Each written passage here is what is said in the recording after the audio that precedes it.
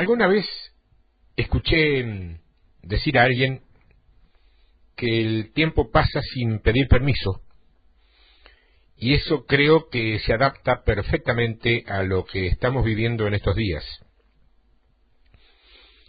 Pero la Biblia nos dice que debemos aprovechar bien el tiempo, porque los días son malos. Así es que entonces vamos a ir para adelante y con victoria asegurada.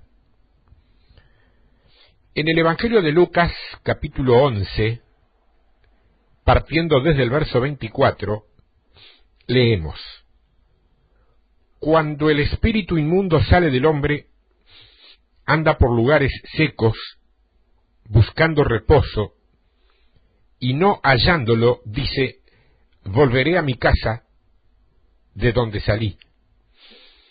Y cuando llega, la halla barrida y adornada. Entonces va y toma otros 7 espíritus peores que él, y entrados moran allí, y el postrer estado de aquel hombre viene a ser peor que el primero. Mientras él decía estas cosas, una mujer de entre la multitud levantó la voz y le dijo: Bienaventurado el vientre que te trajo, y los senos que mamaste. Y él dijo: antes, bienaventurados los que oyen la palabra de Dios y la guardan. Supongo que en estos últimos años habrás podido observar cómo Dios ha realizado diversos cambios en tu vida. ¿No es así? Yo creo que todos hemos estado viendo eso. Y creo que entre los creyentes genuinos no debe haber uno que no tenga un testimonio bueno para contar respecto a lo que Dios ha hecho sobrenaturalmente en su vida. Pudo haber sido sobre su salud, o sobre su familia, o sobre sus finanzas, y muchas otras áreas más. Y eso es algo que a los que amamos a Dios y procuramos servirle y ayudar a extender su reino, nos llena, no te quepa duda, de sana alegría. Sin embargo, cuando cualquiera de nosotros ha venido al Señor, la primera carga que tenemos habitualmente es por nuestra familia. Nuestros padres, nuestros hijos, nuestra esposa o esposo, nuestros hermanos de sangre, y nuestro deseo habitual es que todos ellos puedan conocer a Cristo igual que nosotros. Por el otro lado, cuando venimos al Señor, cada uno de nosotros llega inexorablemente portando en nuestros brazos una historia que ha vivido. Escuchar a esas personas, tarea que miles y miles de consejeros han hecho por años, es algo tremendo, porque muestra con alta calidad y claridad lo que esa persona realmente ha vivido. Ahí se juntan y se amontonan cosas buenas, cosas malas, sufrimientos y alegrías. Cada uno de nosotros es un mundo de recuerdos y de experiencias. Y venimos a Dios, y Dios hace cambios, y se generan un par de cosas muy particulares.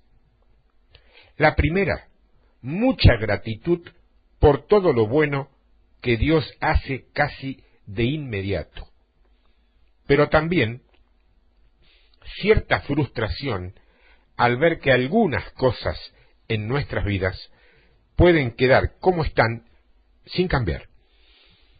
Muchos han tenido cambios casi violentos posteriormente a sus conversiones, y fue como si el Señor se hubiera movido demasiado rápido. Y es como que al pasar los años, la figura se queda allí, un poco quieta, y mucha gente, entonces, se desanima. No ha llegado todavía a mi vida la persona por la que estoy orando, las cosas siguen más o menos así, no cambian nada, son los rudimentos o los recursos o los argumentos más frecuentes. Entonces es cuando uno empieza a buscar opciones. Prueban esto, prueban aquello, hacen una cosa, luego hacen otra opuesta, y así siguen en obediencia a algunos consejos que reciben al respecto de parte de pastores o de gente especializada en consejería. Pero, ¿vos sabés que resulta ser que muchas veces se pueden probar muchas cosas y no pasan? Y es ahí donde mucha gente se desanima y empieza a retroceder. Y otros, que no importa que haya o no resultados, siguen, y pasan los años, y ellos se quedan. Ahora bien, en este pasaje que termino de leer, en Lucas 11, hay una serie de cosas. Es un texto que se ha usado muchas veces y como base de enseñanza para muchas cosas. Por eso quiero fijar tu atención en un par de detalles. Jesús está hablando, está enseñando. En el contexto del capítulo, Él habla de la oración y de algunas leyes espirituales. Ya sabemos, por otros estudios, que hay leyes espirituales que rigen todas las cosas, todas. Se convierte en una carga cuando se desea enseñar con bendición y con unción divina. Yo creo que los hijos de Dios estamos llamados a entender las leyes espirituales. ¿Por qué? Porque al entenderlas podemos provocar que las cosas sucedan. Recién te decía que hay frustración cuando vemos que las cosas no cambian. Sin embargo, jamás nos preguntamos algo que es básico. ¿No será que no cambian porque existen leyes espirituales que están determinando que esas cosas no cambien? ¿Será que yo estoy ignorando la manera correcta en que esos cambios deberían producirse? Entonces, ¿qué sucede? El enemigo trabaja normalmente en áreas de ignorancia. Y cuando digo esto, aclaro, no estoy queriendo decir que una persona sea ignorante en el sentido absoluto, peyorativo o despreciativo de la palabra. El concepto de ignorancia es precisamente esto que estoy diciendo, ignorar algo. El enemigo aprovecha que no sabemos algunas cosas para ganar ventaja sobre nosotros en el terreno de esas cosas que no conocemos.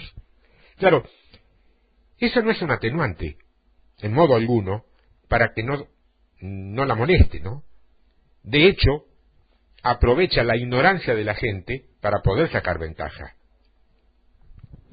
En todo este pasaje, Jesús habla acerca de varios principios y de varias leyes. Una de las leyes es la que está en la primera parte, donde dice, por ejemplo, que pidamos y vamos a recibir. El concepto básico es: insistí, pedí, buscá, llamá y se te va a dar. Vas a encontrar, vas a recibir. O sea que la oración está explicada aquí bajo una ley, la ley de la persistencia. dice que aún por tu insistencia Dios te va a responder. Aclaro, estoy hablando de creyentes genuinos, no de religiosos simuladores o hipócritas que suponen que Dios se va a dejar engañar por sus muecas y morisquetas. Estamos. Quise puntualizarlo para que no haya confusión. No es lo mismo, Más adelante habla de otra ley, la ley de la unidad. Él muestra cómo en una casa dividida, él nunca va a prevalecer. Muestra la importancia de estar de acuerdo, de consensuar movimientos y acciones. Es un tema frecuente en las familias, cuando hay algunos que son creyentes y otros que no lo son, que la casa esté dividida. La casa está dividida y esa casa presenta muchas luchas, porque ninguna casa dividida puede prevalecer. Más adelante, y entramos al pasaje que termino de leer, Lucas 11:24, Jesús empieza a hablar acerca de la manera en que los demonios actúan con respecto a lo que podríamos llamar como nuestros árboles genealógicos. Eso que dibujamos para conocer hijo de quién y nieto de quién somos. Árbol genealógico. Fíjate, en el versículo 24 dice, regresaré a mi casa, de donde salí. Y es bastante interesante de la manera en que el espíritu inmundo se refiere a una persona. Aquí se describe a un espíritu que, al ser expulsado de alguien por alguna razón, se plantea el por qué va a seguir así y decide volver. Y lo dice de este modo, volver a la casa de donde salió, a su casa. Y el verso 25 dice, y cuando llega, la haya barrida y adornada. Obviamente que algo bueno pasó en esa persona. Probablemente se convirtió y el espíritu inmundo tuvo que salir a consecuencia de eso, de la conversión, ¿no? Claro, la persona empezó a limpiar su vida y a arreglarla. ¿Entendés? El versículo 26 dice, entonces va y toma consigo a otros 7 espíritus peores que él mismo, y entrando habitan allí. Y lo postrero del hombre llega a ser peor que lo primero. Uno podría preguntarse, ¿cómo es posible que una persona que estaba en proceso de limpiar su casa, de hecho, la limpió, pueda terminar en una situación tan lamentable? Una situación peor que la del principio, porque dice que 7 peores han entrado aquí. ¿Qué es lo que ha pasado? ¿A dónde estuvo la falta? ¿De qué estamos hablando? ¿Por qué Jesús me está enseñando esto justo después de la casa dividida, que habla de otro tipo de casa? Y a continuación, también, de habernos explicado acerca de las leyes de la oración, hay un hilo conductor en todo esto. Realmente interesante poder verlo, Imagínate un árbol normal, que vos conocés y yo también, tiene partes visibles, el tronco, la copa, las ramas, las flores, pero también tiene partes invisibles, la raíz. Claro, estamos acostumbrados que lo que podemos ver siempre es lo que nos parece más importante o de mayor lucimiento. Sin embargo, en este árbol que has imaginado, las raíces invisibles que no podemos ver son lo más importante y valioso, ya que es de ellas que fluye la savia que alimenta y sostiene al resto del árbol. La parte más visible de un árbol muchas veces puede ser el tronco, pero en otros árboles pueden ser las ramas, donde está todo el follaje. Los hay de todas las formas, ni hablar de la parte más festiva y colorida de los árboles, que es donde están los frutos. Ahora bien, a esa imagen de árbol que todos nosotros podemos tener, vamos a añadirle nuestra familia. Ya sabés que todos venimos de personas que vinieron antes, y algunos somos raíz, otros somos tronco, otros somos rama, y otros somos fruto. Y este es un ciclo paulatino, porque en algún momento nosotros somos los frutos, es decir, somos hijos. Pero luego seremos ramas y luego troncos. Y cuando somos abuelos, ya hemos llegado a ser raíces porque estaremos sosteniendo a otros. O sea que nos van pasando muchas cosas. Pero también podemos ver que una familia es un árbol porque asumamos que tiene gente que ha vivido atrás y ha tirado hacia adelante a la familia. Luego, en algún momento de toda esa historia, nosotros aparecimos. Precisamente por eso le han colocado el rótulo de árbol genealógico. En este pasaje que estamos leyendo, y ahora voy a pedirte que busques el Evangelio de Mateo capítulo 9, solo para añadir, te decía que en este relato de Lucas 11 se repite en Mateo 12, o sea que aparece en otra parte de los Evangelios también. Pero te dije que íbamos a Mateo 9. ¿Por qué estoy mencionando esto? Porque hay algunas enseñanzas que solo están en Mateo, otras que solo están en Marcos, otras que solo están en Lucas y algunas que solo están en Juan.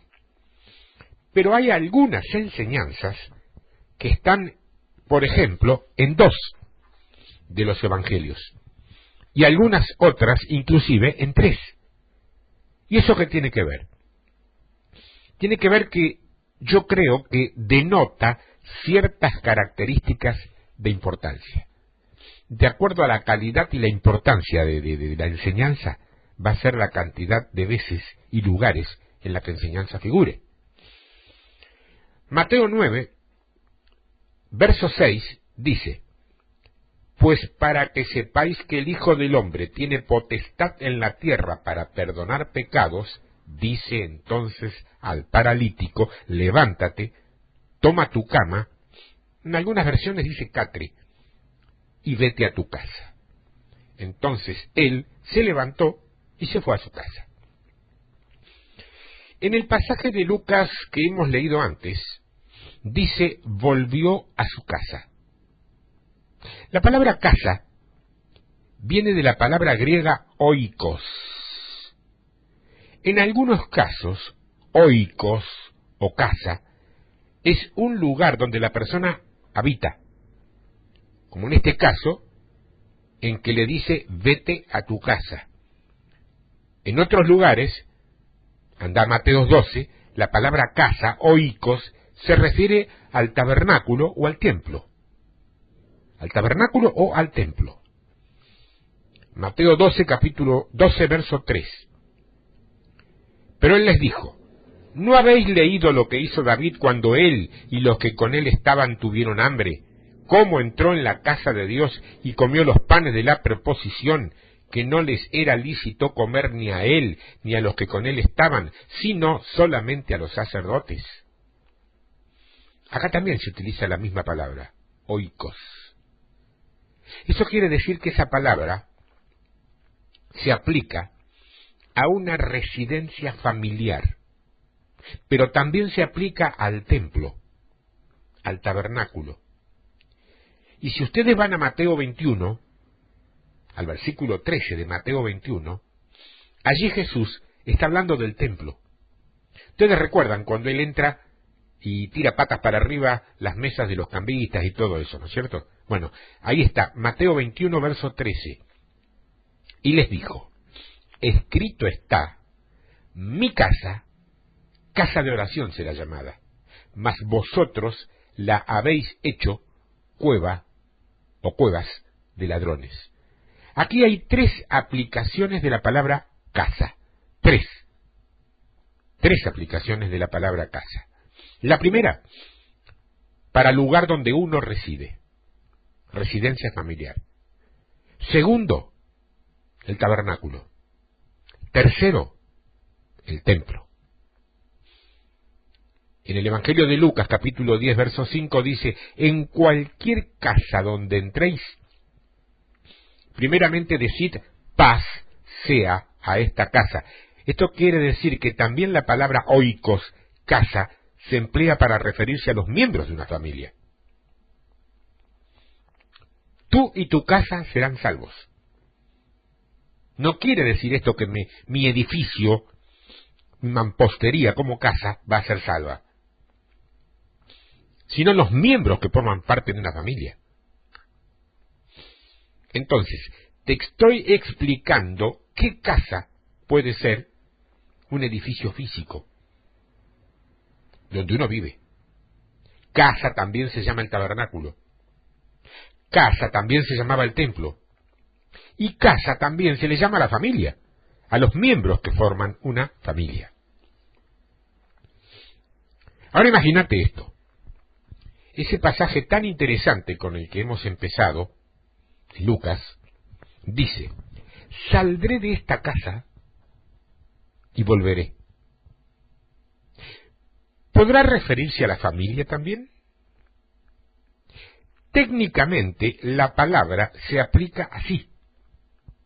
Se puede aplicar a una persona, pero también se puede aplicar a una familia entera. En el pasaje anterior, en ese mismo texto de Lucas 11, habla de una familia dividida. Casa dividida. ¿Te acordás?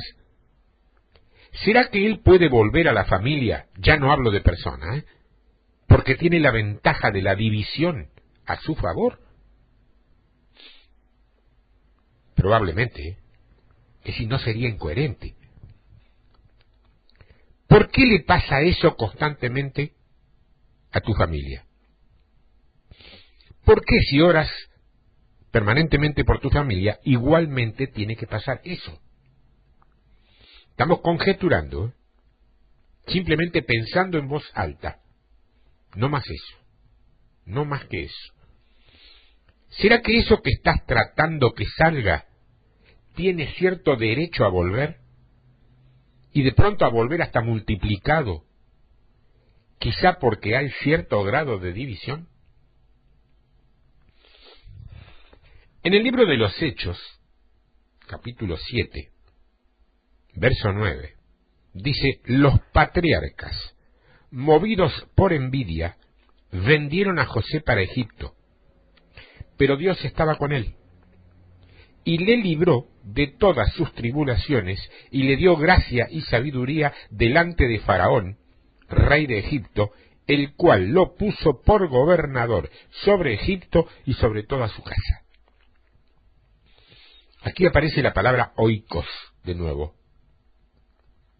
Y la interpretación que quiero utilizar para Lucas 11 dista un poco de la que siempre hemos utilizado, que es que un demonio sale y entra de nuevo.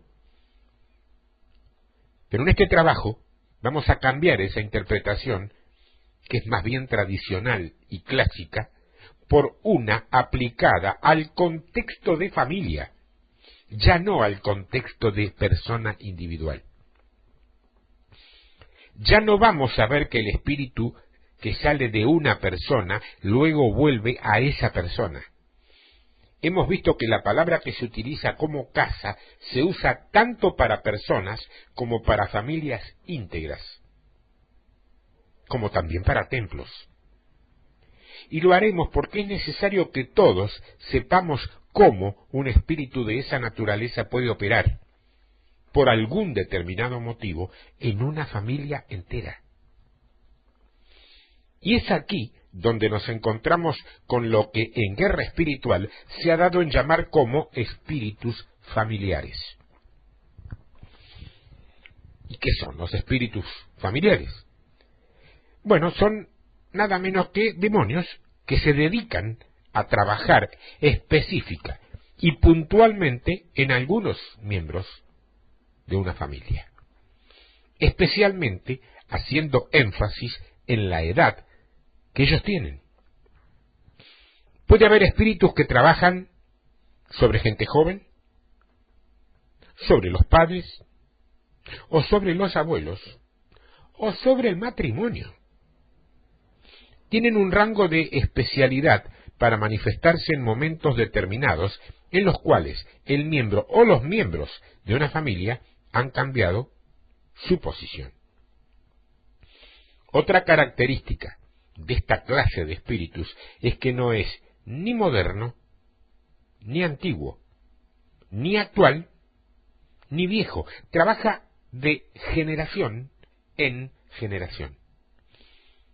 Nosotros descendemos de algunas personas y también vamos a producir, a dar descendencia. Eso significa que este espíritu ha trabajado con tus abuelos, con tus padres, y ahora está trabajando con tu generación y trabajará asimismo con la que viene detrás tuyo.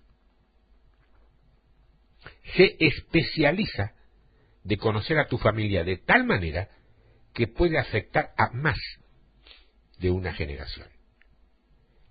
Eso quiere decir que él está familiarizado con tu casa. Y es por esta razón que la mayoría de los autores cristianos que tratan sobre este asunto los denominan espíritus familiares, como que ellos conocen muy bien todos los antecedentes de tu familia. En el pasaje de Lucas 11, que estuvimos leyendo, dice, volveré, y tomando 7 espíritus, vuelve. Estos 7 espíritus son la antítesis de los 7 espíritus de Dios. ¿Se acuerdan ustedes de los 7 espíritus de Dios? Allá por Isaías capítulo 11. Ahora, ¿qué sucede cuando una persona viene a Cristo? El Espíritu Santo, para hacer una radiografía del proceso, opera en tu vida logrando y produciendo fe. Sin fe es imposible acercarse a Dios. ¿No es cierto? Sin fe no hay salvación. El Espíritu Santo es capaz de producir fe en todas las personas de este planeta, en todas. Cuando vos sos tocado por el Espíritu Santo, la fe se empieza a manifestar y venís a Cristo. Lo ves como tu Salvador, le entregás tu vida y se produce lo que normalmente se llama el nuevo nacimiento. Lo que viene a continuación, esos viejos coros evangélicos que decían, ven, lléname, desciende, dame más.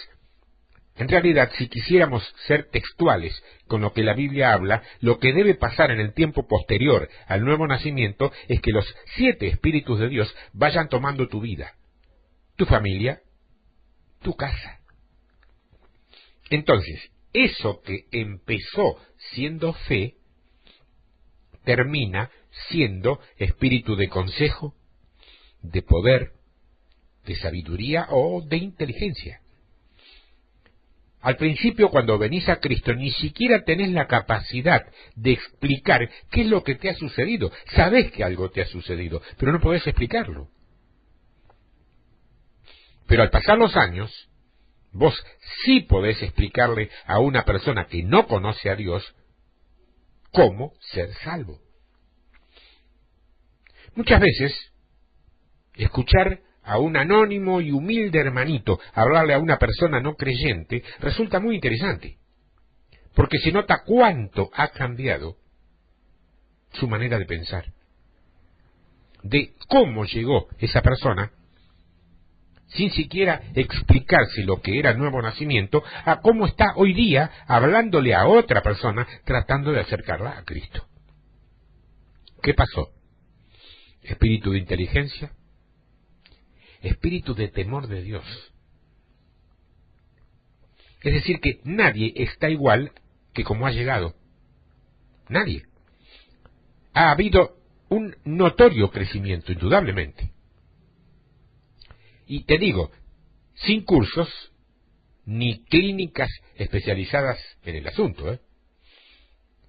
O sea, la idea es que al pasar los años, tu vida llegue a madurar tanto que se pueda ver eso que la Biblia llama los 7 espíritus de Dios obrando en tu vida.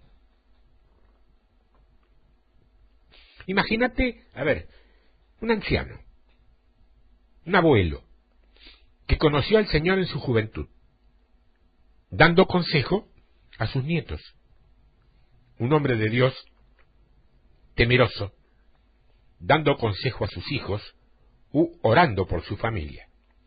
Imagínate el modelo. Abraham, Isaac, José, por su descendencia. ¿Qué ha pasado?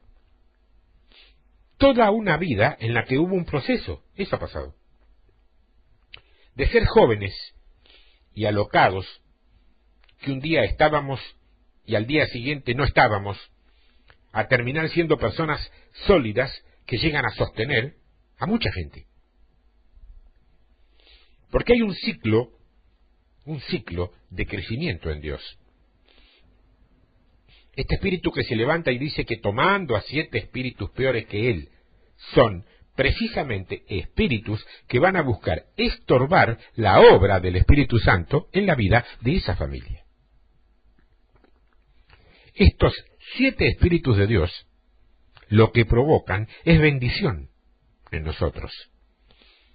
Si uno tiene espíritu de sabiduría, por ejemplo, entonces sí podrá y sabrá tomar decisiones correctas. Si uno tiene espíritu de consejo, entonces sí podrá dárselos a otra persona, porque tendrá la habilidad de ver las cosas de una forma tan clara que ellos van a poder tomar decisiones correctas por haber aceptado ese consejo. Y te lo dice alguien que le rehúye a usar la palabra consejo. Yo uso mucho la palabra sugerencia, porque me molesta que alguien se sienta obligado a hacer lo que yo le digo sin tener todavía las cosas claras. No, yo puedo darte un consejo, pero ponete en marcha si lo que yo digo coincide con lo que vos querés hacer. Si no lo tenés claro, lo mejor que podés hacer es no hacer nada hasta que lo tengas claro. Revisando la Biblia, encontramos que existen 7 clases de estos espíritus familiares. Los especialistas en liberación, no ministros de liberación, no existe eso.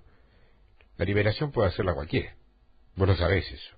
Pero hay especialistas, hay gente que dedicó su vida a eso, y por lo tanto, entre la experiencia y todo lo que estudió, y todo lo que buscó, y todo lo que vio, le ha dado una categoría, digamos, muy diferente al que nunca tuvo ninguna experiencia. Bueno, la gente que es especialista en eso sabe muy bien, y así lo enseñan a todos los que quieran saberlo, que no todo lo que le sucede de malo a una persona tiene que ver con demonios, sino que en muchos casos el factor principal lo constituye su propia carnalidad. Por ejemplo, un hombre reacciona mal y en forma violenta por una tontería, por una simple razón.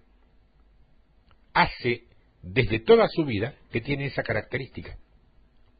Lo que sucede es que cuando llega a una iglesia siempre habrá alguien que quiera liberarlo suponiendo que tiene un demonio.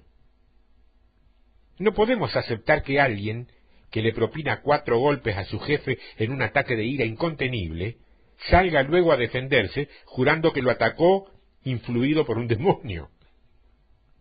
Como tampoco es sabio que por toda defensa ese hombre asegure que, bueno, él es así, ¿qué le va a hacer? Solamente eso. No. Hay una mezcla de las dos cosas, que es la que opera en la conducta de la gente. De toda esa investigación de años, se ha determinado que existen 7 clases de espíritus que, si el padre los tuvo, el hijo probablemente también va a tenerlos. Y si el hijo lo tuvo, seguramente también lo va a tener el nieto.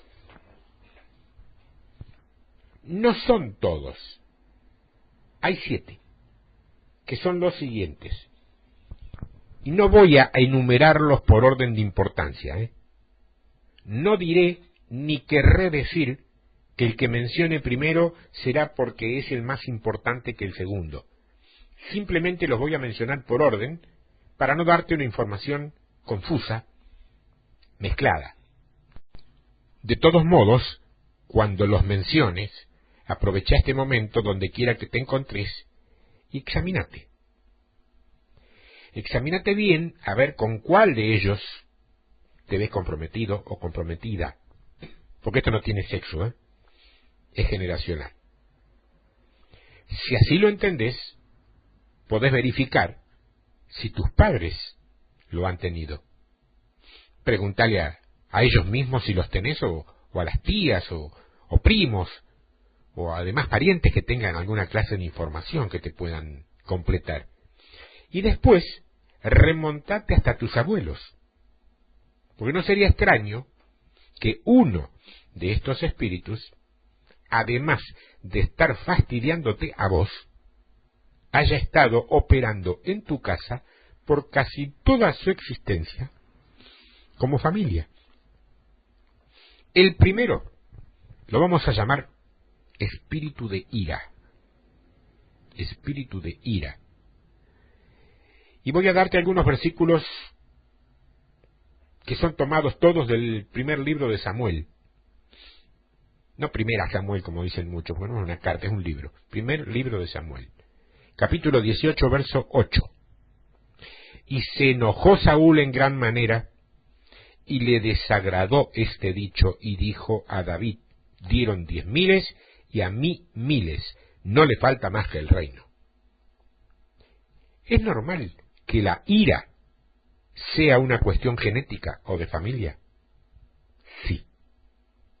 Y de hecho, hasta psicológicamente se han hecho estudios respecto a que los niños aprenden a expresar su enojo tal como sus padres lo hacen. Pero lo interesante de esto,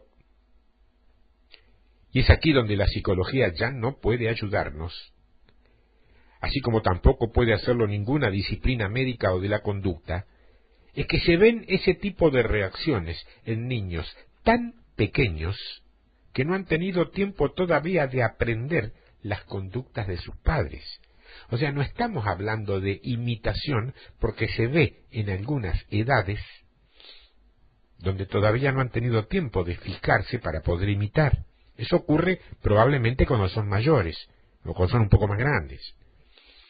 Está el caso de un bebé de un par de años que de pronto arroja al suelo el biberón muy enojado, simplemente porque lo hicieron llorar más de la cuenta.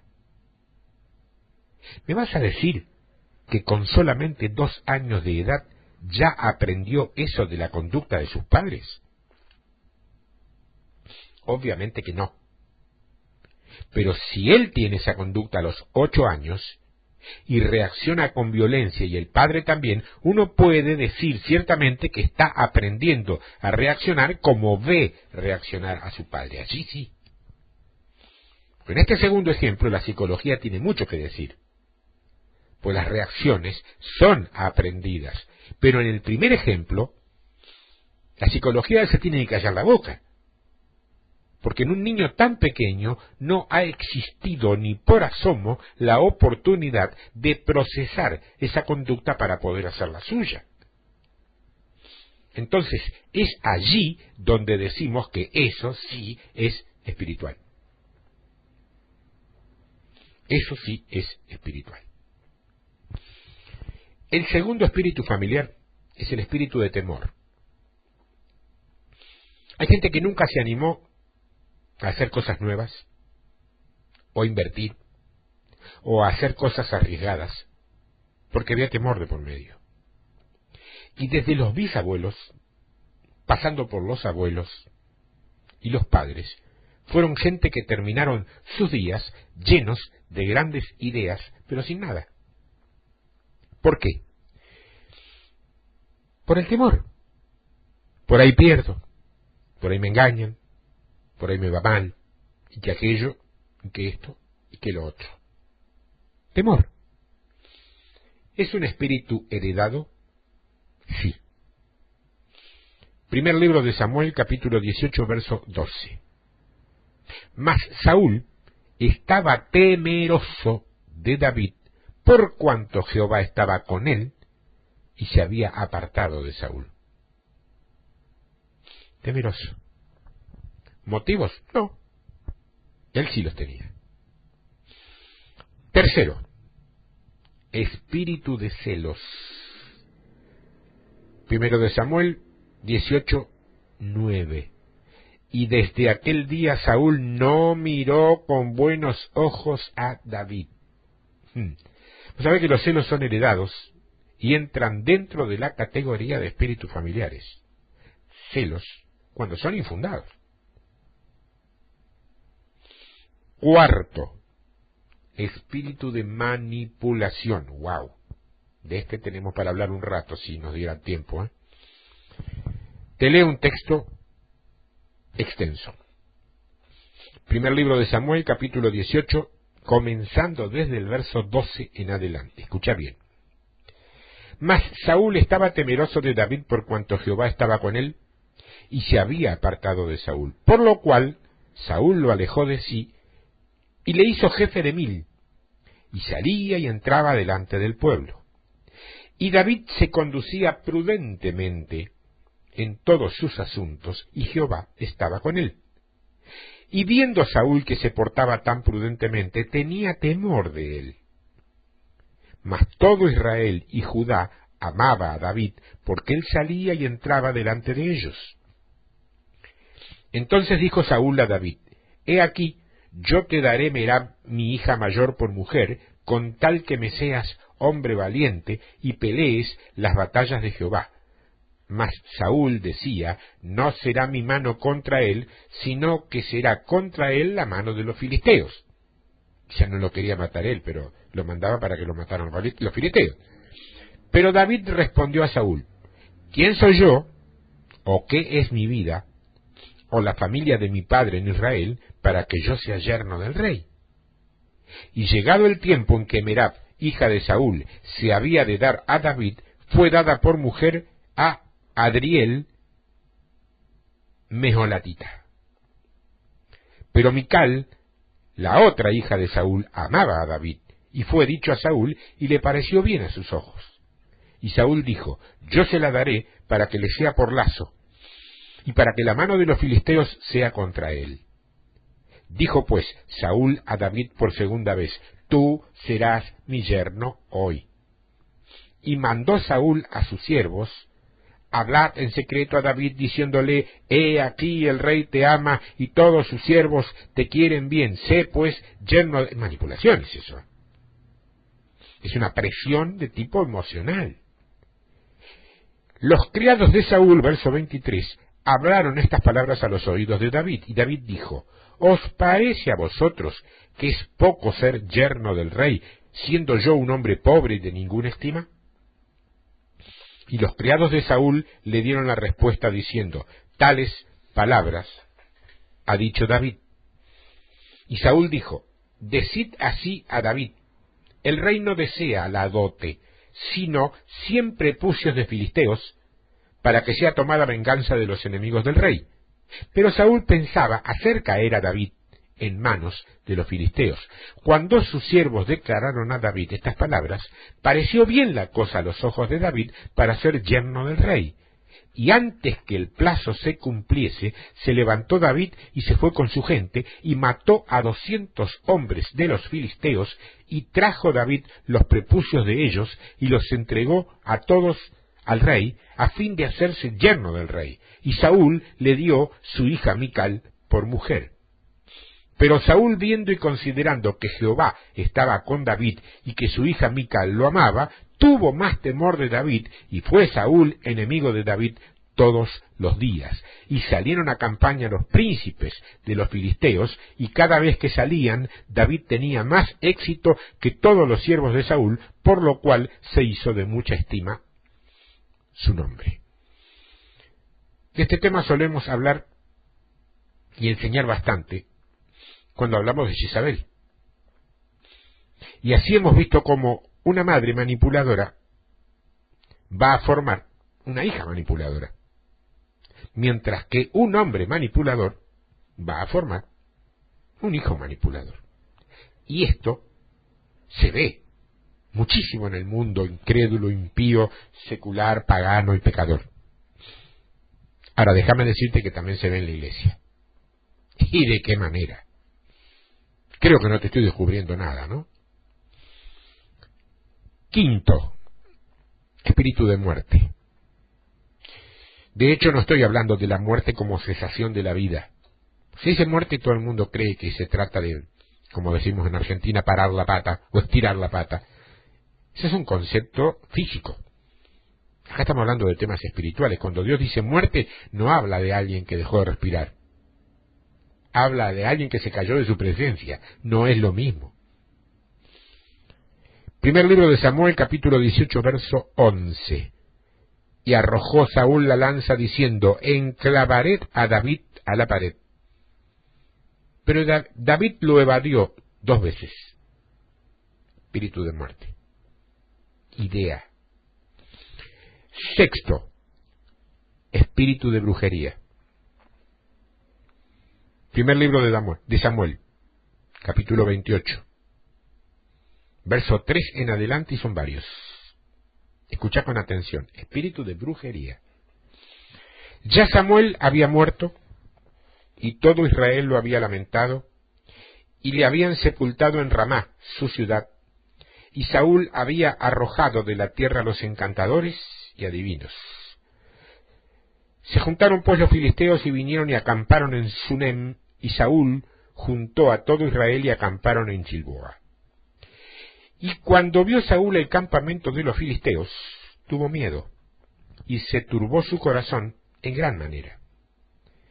Y consultó Saúl a Jehová, pero Jehová no le respondió, ni por sueños, ni por Urim, ni por profetas. Entonces Saúl dijo a sus criados, buscadme una mujer que tenga espíritu de adivinación, para que yo vaya a ella y por medio de ella pregunte. Y sus criados le respondieron, he aquí, hay una mujer en Endor que tiene espíritu de adivinación. Y se disfrazó Saúl, se puso otros vestidos, y se fue con 2 hombres, y vinieron a aquella mujer de noche. Y él dijo, yo te ruego que me adivines por el espíritu de adivinación, y me hagas subir a quien yo te dijere. Y la mujer le dijo, he aquí, tú sabes lo que Saúl ha hecho, cómo ha cortado de la tierra a los evocadores y a los adivinos.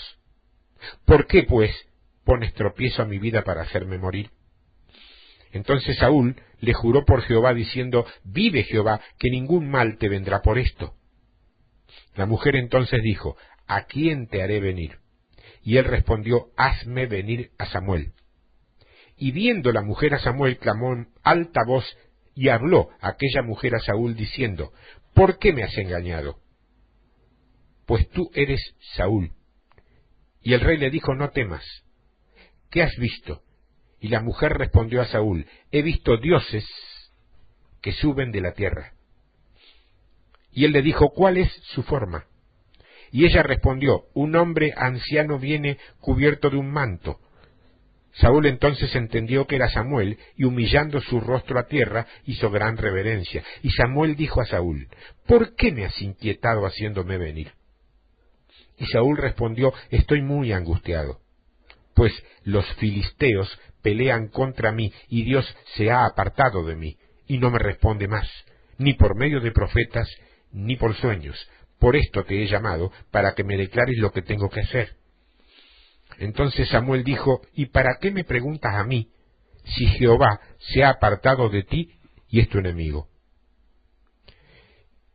Jehová te ha hecho como dijo por medio de mí, pues Jehová ha quitado el reino de tu mano y lo ha dado a tu compañero David.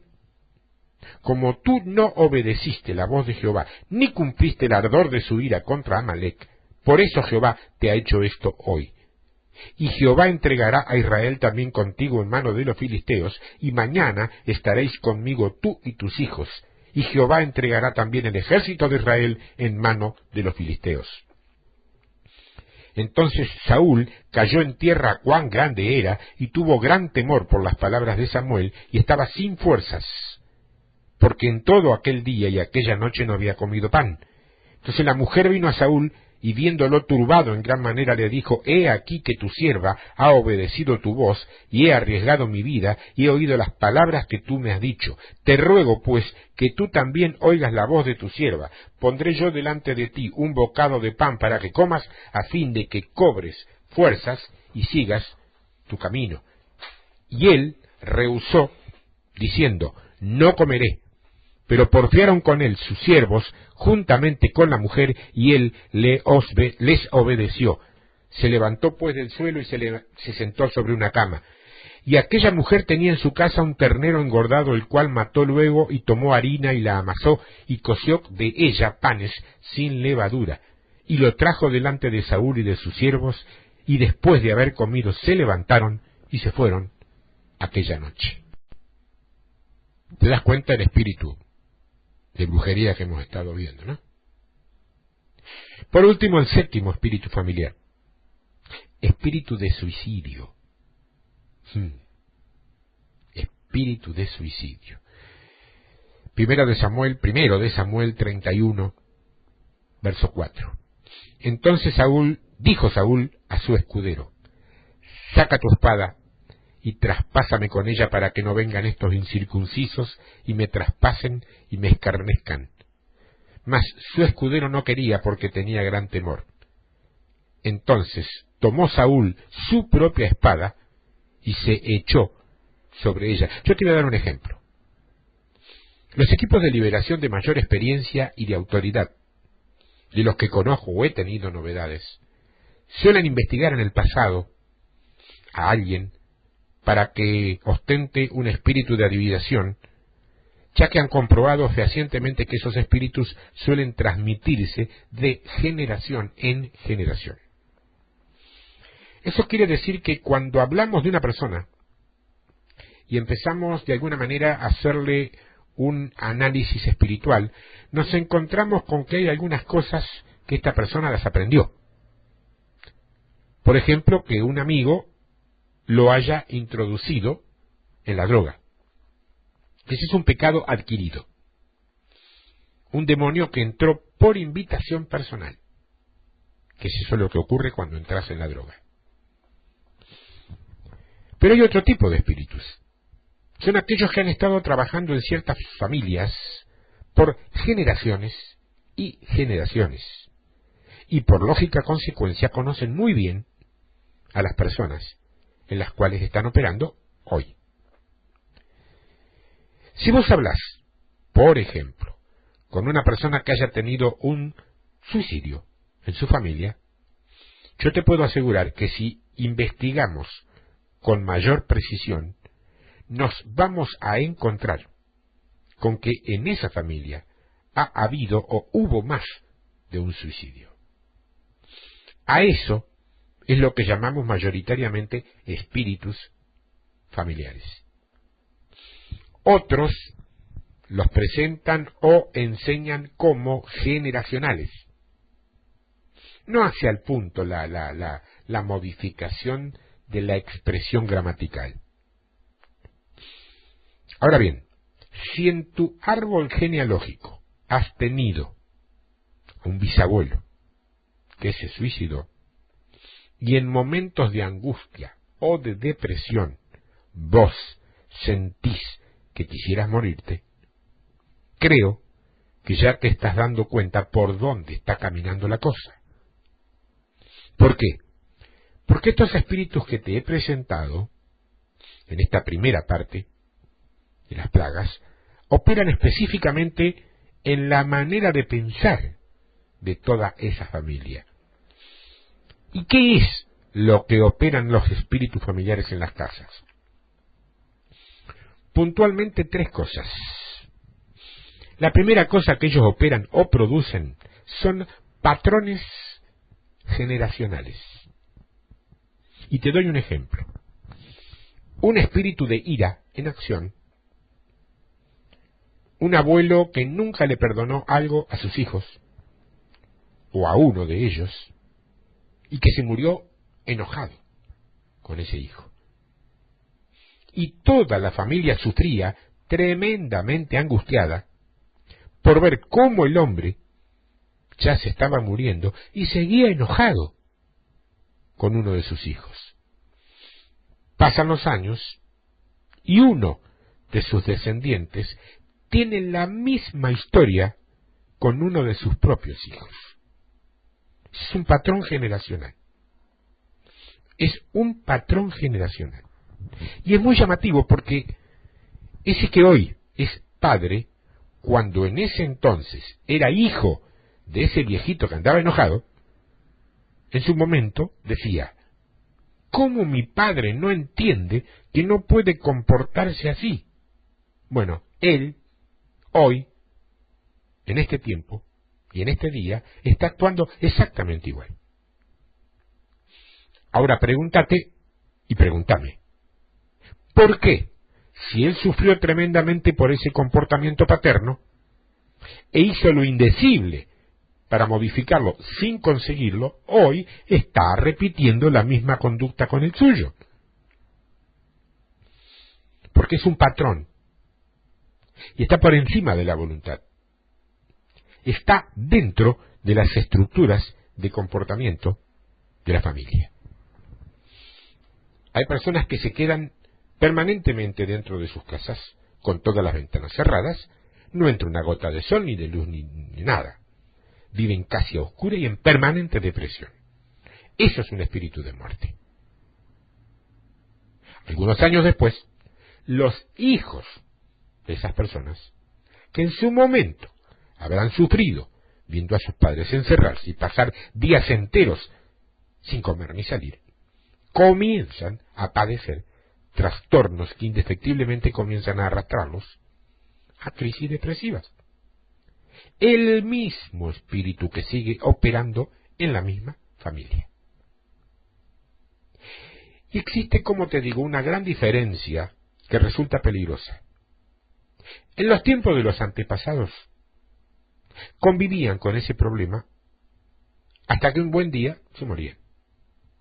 No se internaban en sanatorios, no se internaban en clínicas neuropsiquiátricas especializadas, ni tomaban absolutamente nada para sus problemas. Hoy es diferente. Hay muchísima medicación bien fuerte para procurar sacar a la persona de ese estado. También hay clínicas exclusivas de alto costo donde se tratan esas patologías. Quiero decirte que cualquier persona hoy puede terminar internado o internada allí, o lo peor, con adicción a esas drogas. Eso también es espíritu de muerte. Porque dicen los que saben del tema, que detrás de todo cuadro protagonizado por un drogadependiente, hay algún antepasado con serios y muy visibles problemas relacionados con el espíritu de muerte. ¿Qué es la farmacodependencia? Es un espíritu de muerte gradual. La persona no lo sabe. Y paulatinamente va incorporando más y más y más medicamento que al final lo está matando.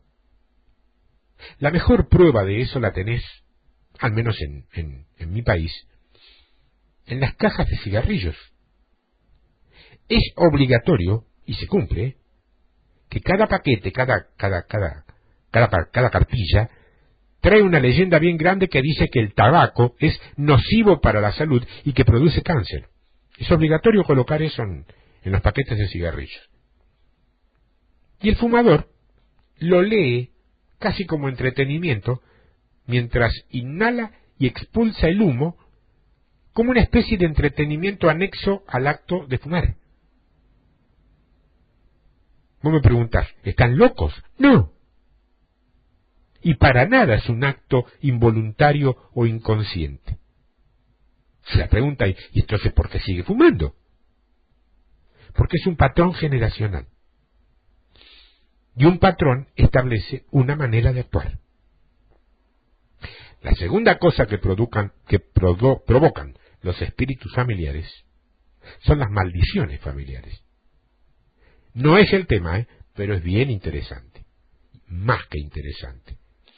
Hay rastros en la historia sobre estos temas que son realmente visibles. Solo por la aplicación práctica de lo que estamos viendo, voy a explicarte brevemente cómo se da esto en los planos familiares. Imagínate a un padre o una madre que por alguna causa en especial o particular no está de acuerdo, por ejemplo, con el matrimonio de uno de sus hijos. Entonces, de manera inconsciente, le lanza una maldición. Le dice algo así como, mira, si te casas con esa o con ese, te va a ir muy mal. Y después no vengas acá a quejarte. O sea que lo que te quiero decir es que maldición no es decir te maldigo. Basta con decirle a alguien algo que luego va a suceder. Y que lamentablemente, aunque la persona que lo dijo desaparezca, el que queda ve con dolor cómo no puede impedir que ocurra lo que le anticiparon que ocurriría. Técnicamente, ¿qué es una maldición? Es una atadura. Es una atadura que funciona en base a dos factores. Una, mi palabra. Y dos, un espíritu inmundo que usa mis palabras para atar a otra persona. El espíritu inmundo dice, si su padre lo dijo, que lo ama, ¿qué queda para mí? Entonces, aunque el papá se arrepienta, la atadura sigue. ¿Cómo se rompe una maldición? Con una bendición. Yo digo esto, pero ahora digo esto. Dije que eso iba a andar mal, pero ahora digo en el nombre de Jesús que va a andar bien. Y lo declaro y lo decreto en el nombre de Jesús.